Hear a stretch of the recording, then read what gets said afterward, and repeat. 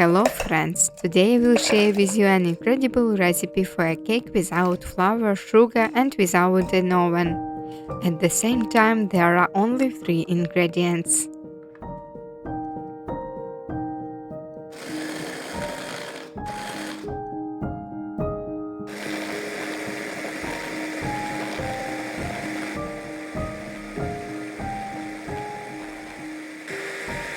Turn on subtitles on the video to see the ingredients and cooking method.